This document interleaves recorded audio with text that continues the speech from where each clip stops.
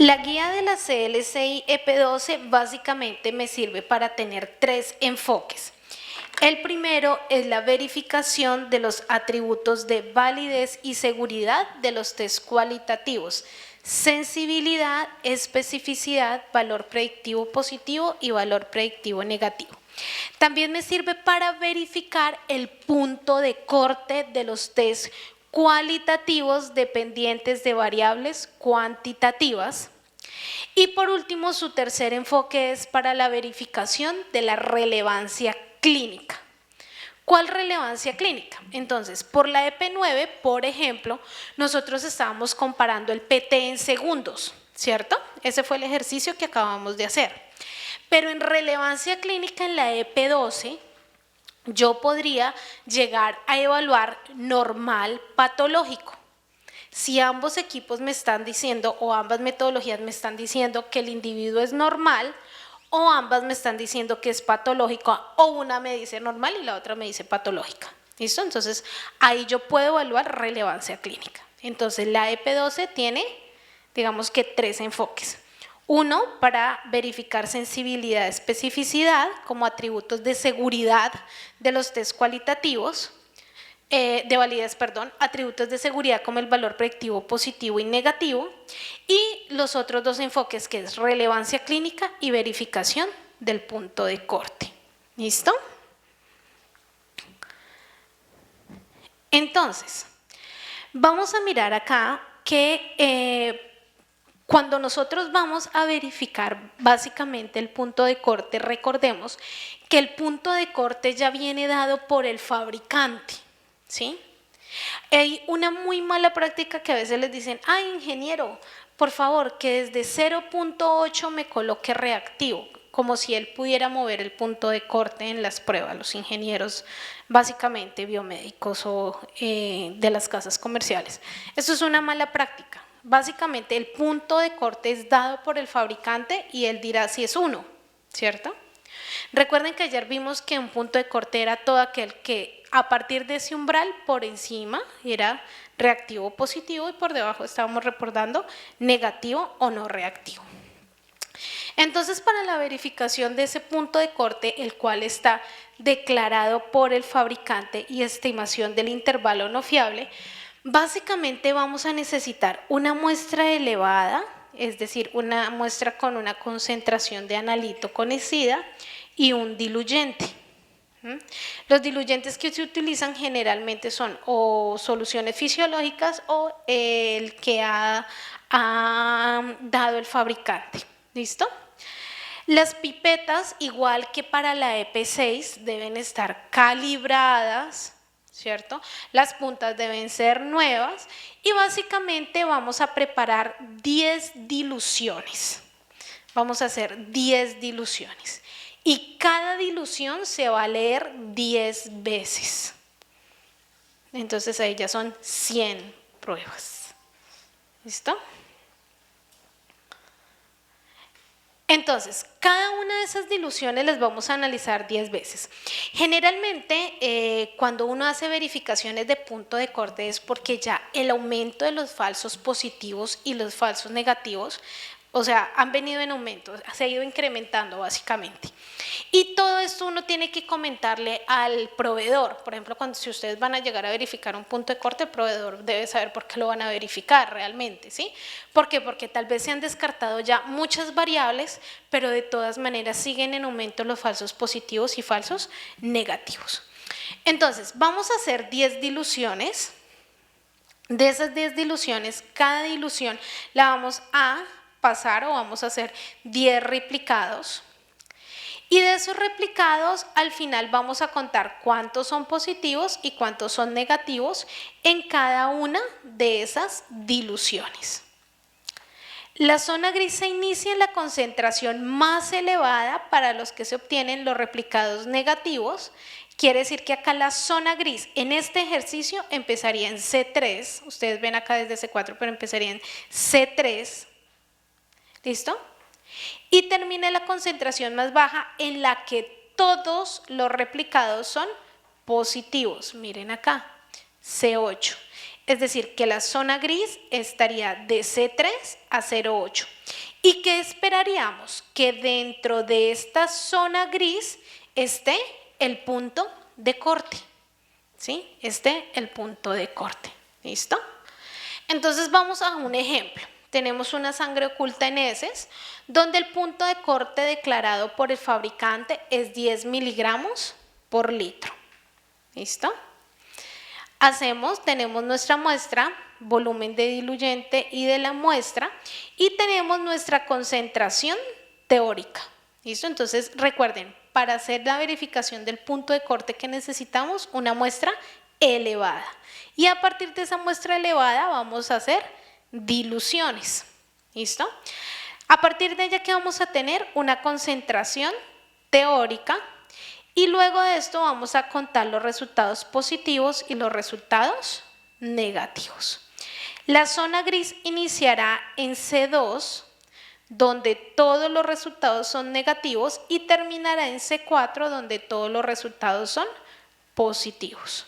Dentro de esta zona C2 y C4, ¿cierto? Dentro de esta zona de C2 a C4 debe estar en los 10 miligramos que nos dice el fabricante que es su punto de corte. Y efectivamente, dentro de esa zona está los 10 miligramos por litro que nos dice el fabricante que es su punto de corte. ¿Listo? Acá tenemos unas benzodiazepinas en orina con un punto de corte de 0,20. Miren acá, la zona gris empezaría de C4 y terminaría en C8. Y vamos a ver que ahí en esa zona C4, C8 va a estar contenido el 0,20 que nos dice el fabricante. ¿Listo? ¿Cuáles son las limitaciones de este protocolo? La primera, que se encuentra en la preparación de las diluciones, ¿cierto? Es una de las limitantes. Otro, que no tengamos un diluyente adecuado. Otro, que el intervalo no fiable sea muy grande y sí o sí va a estar ahí contenido el punto de corte. En ese caso, si ustedes dicen, ay, sí, mire, mi zona gris empieza en C2 y termina en C9. Entonces debe ser que se deben ajustar las diluciones. ¿Sí? Se debe ajustar las diluciones para que esa zona sea más pequeña. ¿Listo? Entonces vamos a hacer el punto número 1 del taller de verificación. ¿Sí? Es así de sencillo. Ya acabamos ese primer enfoque de la EP12.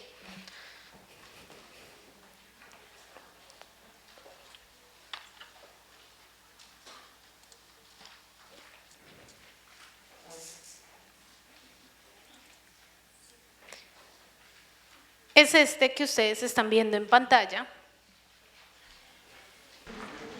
¿Listo? Entonces, básicamente en el ejercicio estamos haciendo lo que nos dice la guía, ¿cierto? Lo que nos dice la guía. La guía que nos está diciendo que tengo que encontrar una concentración, ¿cierto? Digamos, alta. Y que de esa concentración alta yo debo hacer 10 diluciones. Miren acá están los mililitros de diluyente y la cantidad de muestra que se utilizó para hacer esas diluciones. Cada una de esas diluciones han sido procesadas o medidas 10 veces. Cada una de las diluciones ha sido medida 10 veces. ¿En qué consiste el taller? Ustedes primero van a hallar el promedio de los 10 datos, ¿cierto? El promedio de los 10 datos. Y a partir de ese promedio y del punto de corte, básicamente, primero hallan el promedio de los 10 datos. Luego de eso me van a colocar, según y teniendo en cuenta el punto de corte de uno, cuántos resultados son positivos y cuántos resultados son negativos en esas 10 réplicas que han hecho. Y luego de eso van a decirme cuál es la zona gris, de a dónde va la zona gris, y si está dentro de esa zona gris o intervalo no fiable, está contenido el punto de corte. Entonces, primero, deben sacar el promedio de las 10 réplicas. Segundo, van a contar cuántos positivos y cuántos negativos hay dentro de esas réplicas. Tercero, me van a decir la zona de no fiabilidad teniendo en cuenta la dilución. Y cuarto, me van a decir si dentro de esa zona de no fiabilidad se encuentra el punto de corte que ha declarado el fabricante. ¿Listo? Entonces tenemos para ahí, faltan 5 para las 4, 15 minutos. ¿Listo? 15, 20 minutos les voy a dar, 20 minutos, ¿listo? Entonces empiecen con el taller. Si tienen dudas, pueden levantar la mano.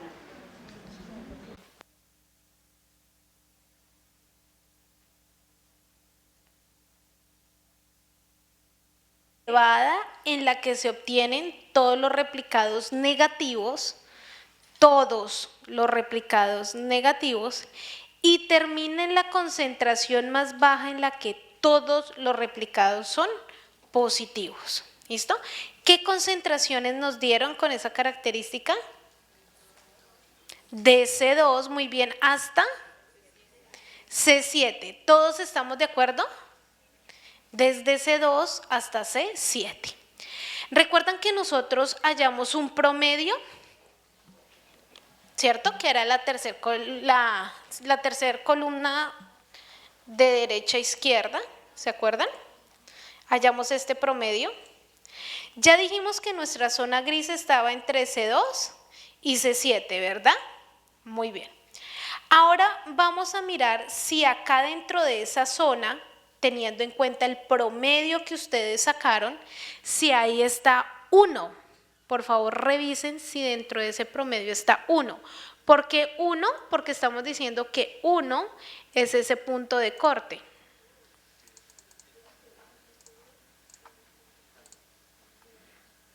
¿Sí? Revisen a ver si dentro de ese promedio está contenido el 1. Sí, ¿verdad? Sí está contenido el 1. Quiere decir que hemos verificado el punto de corte dado por el fabricante y efectivamente sí está contenido en la zona gris. ¿Listo? Básicamente este ejercicio de verificación no se hace de rutina. Este ejercicio de verificación se hace cuando nosotros tenemos algún inconveniente con los falsos positivos o los falsos negativos en nuestros laboratorios o bancos de sangre. Es ahí donde aplicamos esta verificación. Por eso siempre que nosotros vayamos a hacer una verificación de punto de corte, debemos contactar al fabricante para comentarle por qué vamos a hacer este tipo de estudio. ¿Listo? ¿Preguntas, dudas, inquietudes? ¿Fácil o difícil? Fácil, ¿verdad? Muy bien, ese es el primer enfoque de la EP12. Vamos a seguir con los dos enfoques siguientes. Uno, para la comparación de métodos cualitativos. Ya vimos que para comparar los métodos cuantitativos teníamos la EP9, ¿cierto? Que fue la que vimos ahorita. Ahora vamos a ver la EP12, que es para la comparación de métodos cualitativos. ¿Listo? Básicamente para esta comparación de métodos cualitativos también vamos a emplear muestras de paciente, igual que en la EP9, muestras de pacientes tanto positivas como negativas. Básicamente, ¿qué nos dice, digamos, la guía? Nos dice que podemos utilizar 20 muestras de pacientes. ¿Qué características deben tener esas muestras de pacientes? Deben ser 7 negativas, 7 positivas y 6 débiles positivas. O 7 reactivas, 7 no reactivas y 6 débiles reactivas. ¿Listo? Para nosotros hacer este tipo de comparación de métodos, nosotros necesitamos, como ya vieron ustedes, tanto muestras positivas como muestras negativas, porque vamos a utilizar el cuadro de 2×2. Es decir, que necesitamos 2 métodos, cada método con 2 resultados, positivo y negativo. Cuando nosotros solamente vamos a emplear resultados positivos o solo vamos a emplear resultados negativos, no podemos utilizar estos estadísticos. Vamos a ver qué estadísticos vamos a emplear. ¿Listo? Por lo tanto, siempre voy a tener resultados positivos y negativos. Recuerden que la EP12 ha sido diseñada para poder verificar los atributos de validez, sensibilidad, especificidad de los test cualitativos. Por lo tanto, las muestras positivas me van a evaluar la sensibilidad y las muestras negativas me van a verificar la especificidad. ¿Listo? Muy bien. La idea es que lo hagamos en días consecutivos. Anteriormente eran 10, 20 días, pero realmente en 5 días podemos hacer el protocolo. No es propicio, igual en la EP9, que en un solo día hagamos todas las corridas analíticas. La idea es que lo hagamos paulatinamente. Podemos utilizar pruebas de evaluación externa de la calidad también. Recuerden que así como la EP9, yo estoy comparando el método A frente al método B. Si uno me dice positivo, el otro tendrá que decirme positivo también, porque yo no puedo, así independientemente cambie la metodología, no puede cambiar la conducta clínica hacia el paciente. ¿Listo? Las discrepancias, entonces, ¿qué les sugiero? Que a pesar de que sean débiles reactivos, recuerden que un débil reactivo es aquel que está entre 1.5 y 4.5 veces el cutoff, eso es un débil reactivo. No vayan a colocar muestras de 1.2, 1.1, porque básicamente esas muestras, recuerdan que ayer vimos la zona C50, básicamente esas muestras simplemente por variación analítica van a pasar de positivas a negativas, por lo que están tan pegadas a ese punto de corte. ¿Listo? Muy bien. Si yo tengo una prueba que yo sé que es reactiva y por el otro equipo o metodología me está dando no reactiva, yo tengo que volverla a procesar por ambas metodologías. Tengo que volverla a procesar por ambas metodologías. ¿Listo? Ahora, si continúa la discrepancia, tendré que emplear un tercer método o en el caso de que tenga una prueba confirmatoria para que me diga cuál de las dos pruebas, cuál de las dos metodologías es el verdadero resultado. Ojo con lo que les voy a decir. Los resultados indeterminados no pueden ser empleados para hacer protocolos EP12. Porque en el protocolo EP12 usted sabe la condición clínica del paciente, o es reactivo o es no reactivo. Un resultado indeterminado es un resultado que no determina la condición clínica del paciente. Por eso no hace parte de los protocolos EP12. ¿Listo?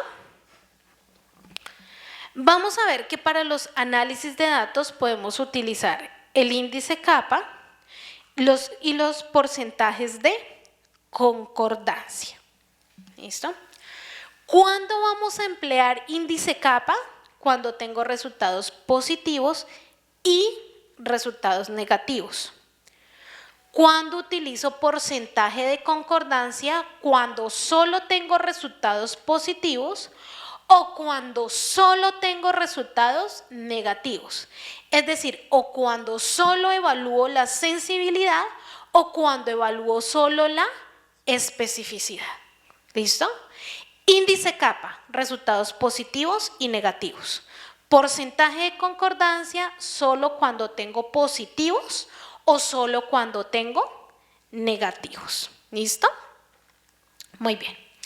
Entonces aquí está para los test positivos la sensibilidad y el valor predictivo positivo y para los test negativos la especificidad y el valor predictivo negativo. Generalmente, cuando nosotros hacemos este tipo de comparaciones, muchos autores nos dicen, bueno, si no es una metodología gold estándar, ¿cierto? Tal vez que usted diga que está verificando o no la sensibilidad, no es tan de todo cierto. Entonces ellos nos acuñan otros términos que son el porcentaje de acuerdos positivos y el porcentaje de acuerdos negativos. ¿Listo? Ahora bien, cuando ustedes van a verificar la sensibilidad y la especificidad, también deben ustedes ser conscientes que deben tener estandarizada la metodología o deben seguir al pie de la letra el procedimiento del fabricante, porque una mala manipulación puede ser que yo tenga un resultado errado y que al final diga que estoy fallando o que mi método falla en la sensibilidad y especificidad. ¿Listo? Entonces siempre cuando ustedes van a verificar métodos deben garantizar que efectivamente siguen al pie de la letra lo que dice el fabricante, las recomendaciones de casa matriz, que llevan a cabo todos los procedimientos estandarizados, que están midiendo las temperaturas donde guardan los reactivos, que almacenaron correctamente las muestras. Todo eso es importante cuando ustedes van a hacer estos protocolos. Entonces, miren, nosotros para hacer esa comparación de métodos, básicamente vamos a utilizar una tabla de 2×2, que es la que ustedes están viendo en la pantalla, ¿cierto? Esa es nuestra tabla de 2×2. En esta tabla de 2×2, nosotros que vamos a tener dos métodos, un método que es el método de referencia y otro método que es el método que es el de verificar, el que nosotros estamos verificando. ¿Listo? Y vamos a ver que cada uno de estos dos métodos tiene dos entradas, tiene unos resultados positivos y tiene unos resultados negativos. Miren acá, método de referencia positivo negativo, método de verificar positivo negativo. ¿Listo? Ahora, yo voy a hablar de verdaderos positivos cuando yo tengo resultados positivos tanto por el método de referencia como por el método a verificar. Eso para mí va a ser un verdadero positivo. Un verdadero negativo va a ser aquel que esté negativo por el método de referencia y negativo por el método a verificar. ¿Listo? Un falso positivo es aquel que el método de referencia me ha dicho que es negativo, pero mi método a verificar dio un resultado positivo. Un falso negativo, aquel que el método de referencia me ha dicho que es positivo, pero mi método dijo que era negativo, por eso es un falso negativo. Acá ustedes están viendo los atributos de validez, sensibilidad, especificidad y los atributos de seguridad de los test. Valor predictivo positivo, valor predictivo negativo.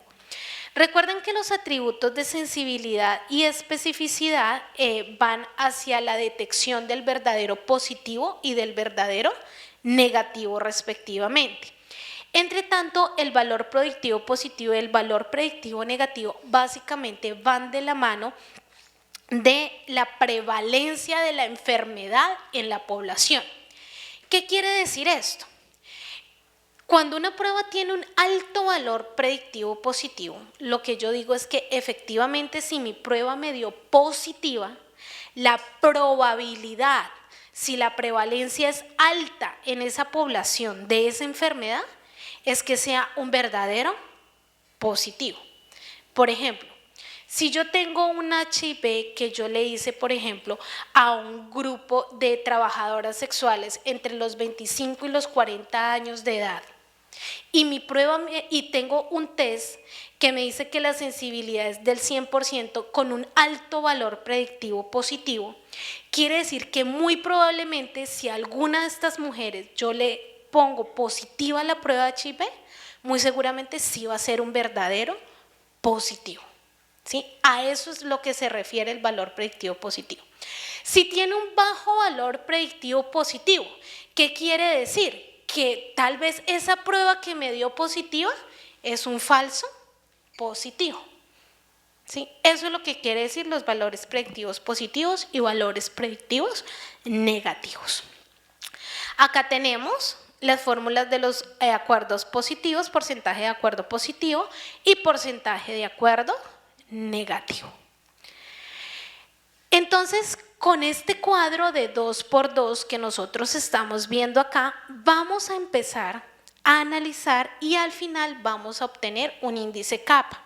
Ahorita es el ejercicio que vamos a hacer en nuestras plantillas.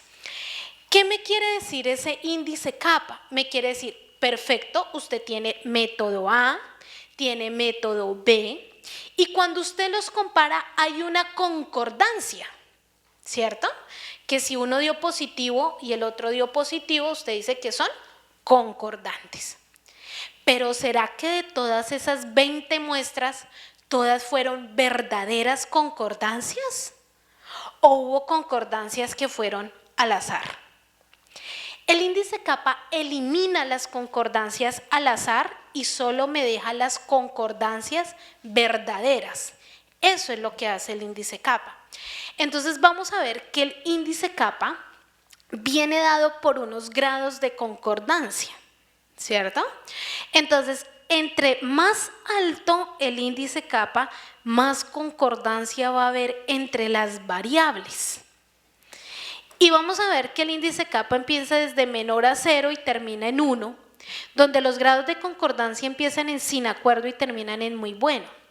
Y lo ideal del índice kappa es que esté de 0,81 a 1, en grados de concordancia muy bueno. Sin embargo, hay muchos laboratorios que aceptan desde 0,7 con grados de concordancia buenos, otros desde 0,6. ¿Sí? Entonces, lo ideal es que esté muy cercano a 1, pero si no, por lo menos en 0,61 para tener grados de concordancia buenos. ¿Qué pasa cuando yo no tengo la tabla de 2 por 2? Porque yo solo medí positivos o solo medí negativos. Pues yo hago un porcentaje de concordancia. El porcentaje de concordancia entre las dos metodologías tendrá que ser mayor o igual al 80%. ¿Listo? Índice kappa, ya vimos, de 0,61 a 1, porcentaje de concordancia mayor o igual al 80%. Yuri, quiere decir que si yo tengo muestras positivas y negativas, ¿no puedo obtener un porcentaje de concordancia? Sí, claro, sí lo podemos obtener, porque básicamente usted está comparando que el método B sea concordante con el método A. También podemos hacer grados de concordancia, o sea, aplica. ¿Qué no aplica? El índice kappa cuando solamente tenemos resultados positivos o solamente tenemos resultados negativos. ¿Qué no aplica para los estudios de comparación cualitativos? Utilizar muestras indeterminadas. ¿Listo?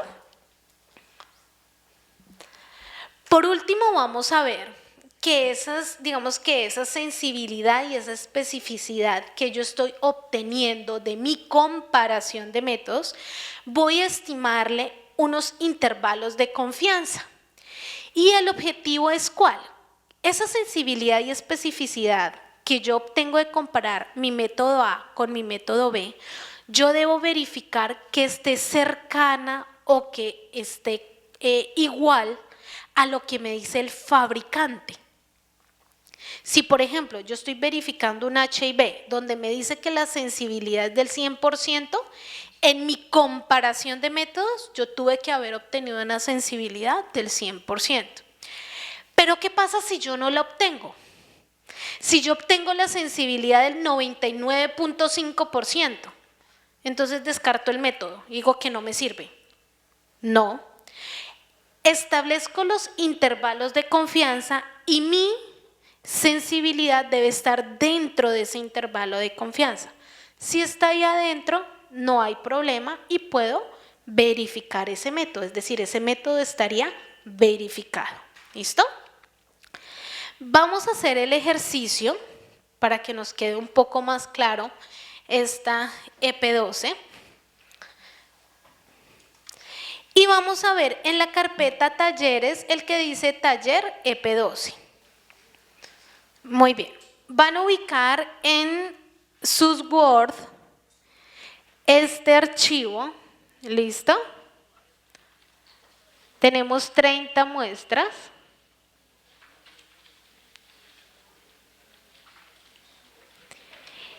Y estas muestras donde dice método A de referencia, Entonces igual van a tipear los resultados donde dice método A de referencia y donde dice método B también van a tipear los resultados. ¿Listo? Entonces el primer paso es que van a colocar los resultados de A en A y de B en B. En la parte inferior del archivo Word ustedes van a ver que el punto de corte de la prueba es 15. Esto es una TSH neonatal. Entonces vamos a ver que el punto de la corte es 15. Con ese 15 ustedes van a interpretar los resultados que han tipeado como positivos o negativos, teniendo en cuenta ese punto de corte que es 15. ¿Listo?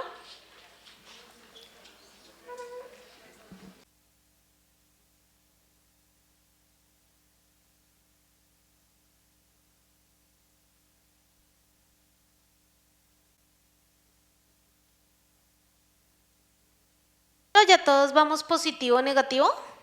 ¿Sí? ¿Será positivo o será negativo? Vamos a ver lo que será. ¿Listo?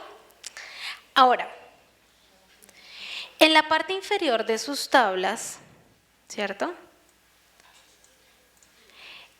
Está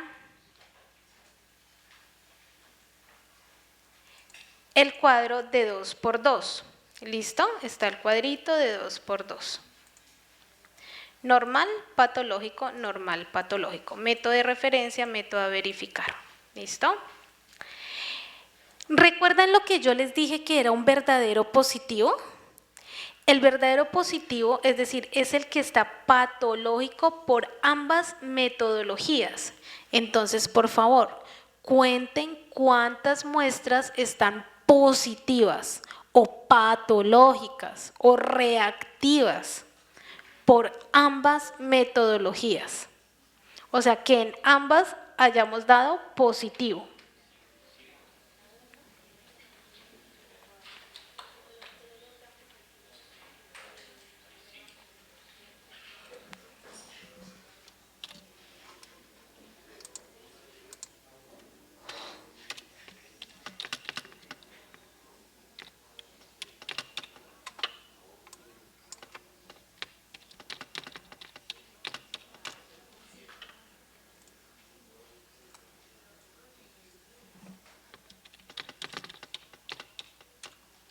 ¿Cuánto nos dio?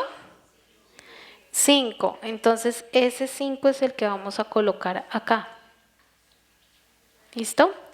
¿Cuántas nos dieron normales por ambos métodos? Normales o negativas por ambos métodos.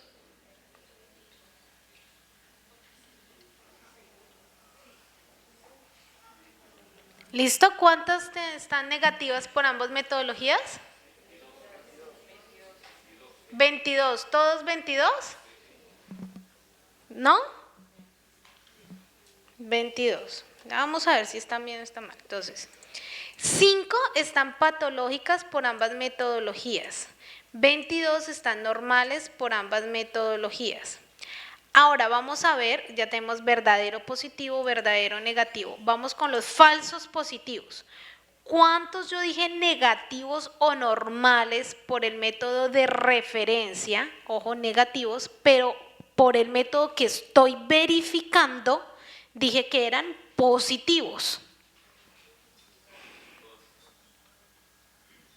¿2? Ok. Ahora, vamos con los falsos negativos. ¿Cuántos patológicos por el método de referencia, pero que yo dije que eran negativos o normales? ¿1?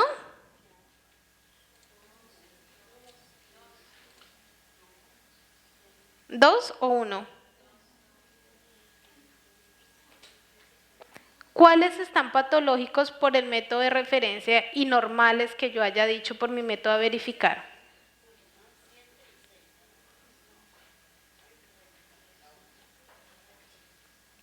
Entonces, ¿cuántos tengo?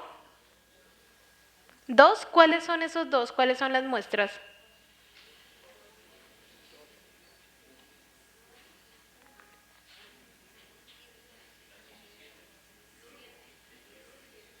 La muestra 7, 17 y la muestra 22. O sea que aquí serían 2. Ok. Quiere decir que algo está mal en el ejercicio. Porque al final hay 30 muestras y en la tabla de 2 por 2 tengo 31.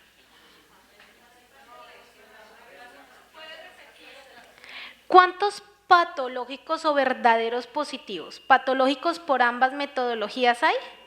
5. ¿Cuántos negativos por ambas metodologías? 22.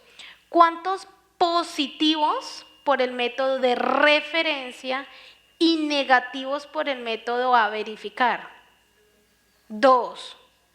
¿Cuántos negativos hay por el método de referencia que son positivos por el método a verificar? 1, entonces ahí está el error. 1. Al final tengo 30 muestras. ¿Ven? Siempre ustedes tienen que fijarse que al final tengamos 30 muestras. Aquí básicamente ustedes ya van a encontrar el índice kappa, ¿cierto? Ya los análisis, va la probabilidad observada, que básicamente es el porcentaje de concordancia. Esta probabilidad observada que ustedes están viendo acá en pantalla, esta probabilidad observada básicamente es el porcentaje de concordancia, como decir el 90%, lo que yo observé.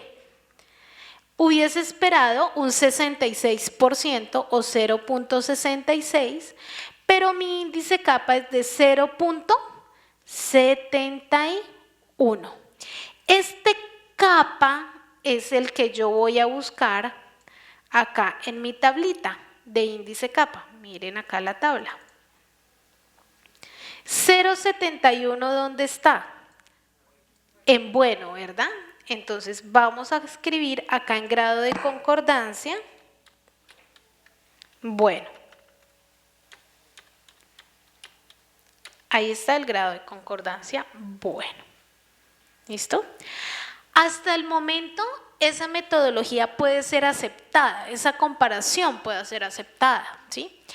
Pero queda la duda, ¿cierto? Porque el índice kappa realmente, a pesar de que tiene un grado de concordancia bueno, está bajo, ¿cierto? 0.71 es un poco bajo. Entonces vamos a revisar nuevamente y nos vamos a dar cuenta que algunas de esas muestras que nosotros dijimos que eran positivas, ¿cierto? Y que por la otra metodología son negativas, pueden estar muy cercanas al punto de corte.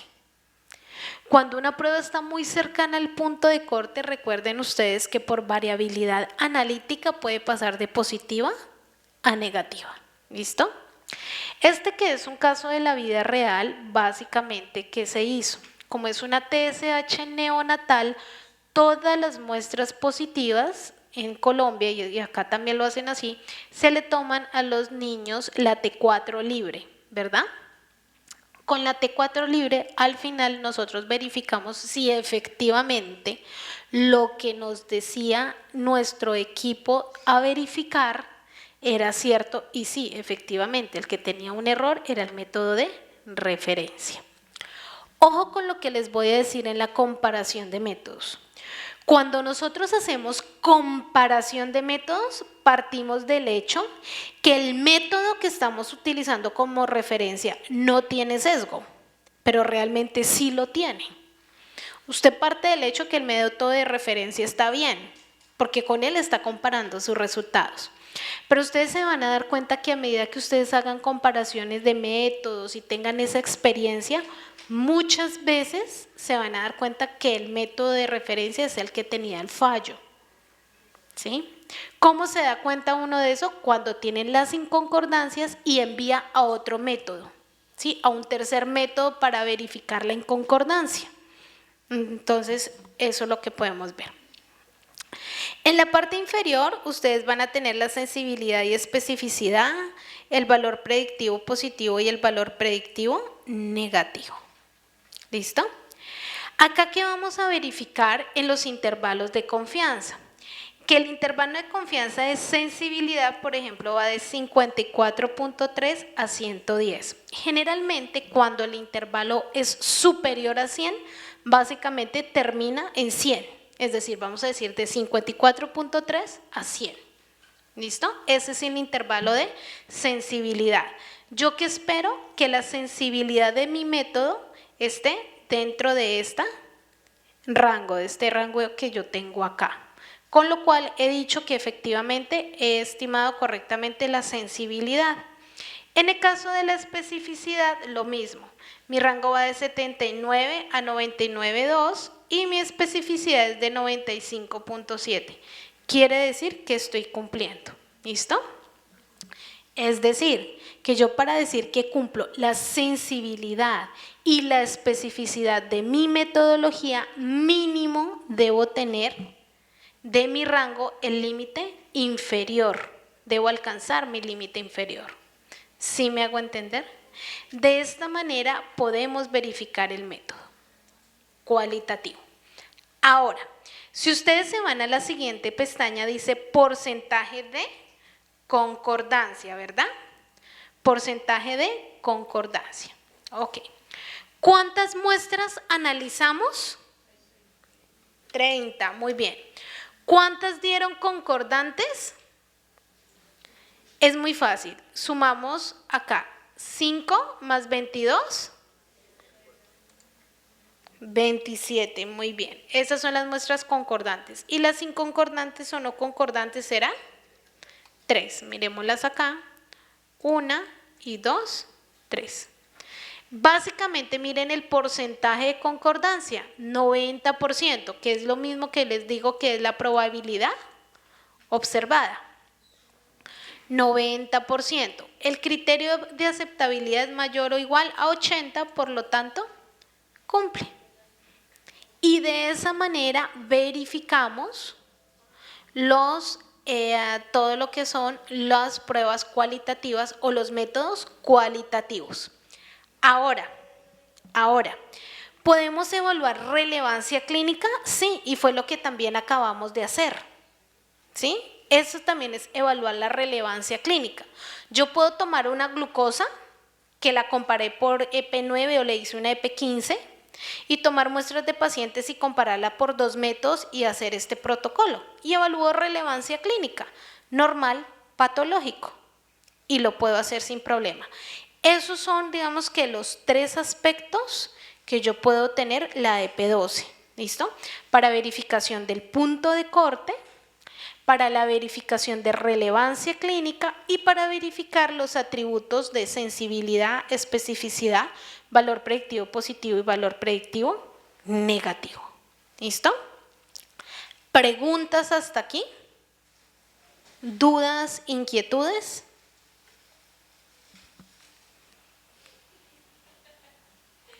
¿Listo? Hemos terminado así la EP12. Fácil, ¿verdad? Ok. Allí tenían alguna pregunta y me decían, ¿puedo comparar, por ejemplo, en microbiología? Sí, sensibilidad, resistencia, ¿cierto? Puedo comparar crecimiento también, crece, no crece. En el caso de la especificidad, también lo puedo comparar. En las pruebas rápidas, inclusive en las pruebas de banco de sangre. Cuando nosotros reportamos positivo, reactivo, dependerá de cómo el fabricante nos diga que reportemos. ¿Sí? Generalmente en el inserto lo dice. Dice reporte positivo, reporte negativo, reporte reactivo, reporte no reactivo.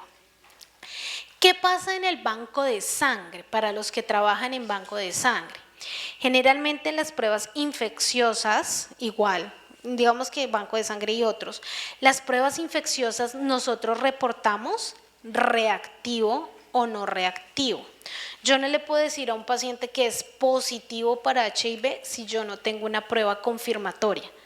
En nuestro país, llámese Western blot o carga viral. Sin eso yo no le puedo decir que es positivo, que es reactivo. Algo pasó ahí, es reactivo, pero realmente no es positivo. Yo no le puedo decir a un paciente que es positivo para una prueba infecciosa sin las pruebas confirmatorias o sin pruebas de apoyo. en el caso de la hepatitis B, por ejemplo. ¿Listo? Y debo reportar tal cual me dice el fabricante en inserto. ¿Listo?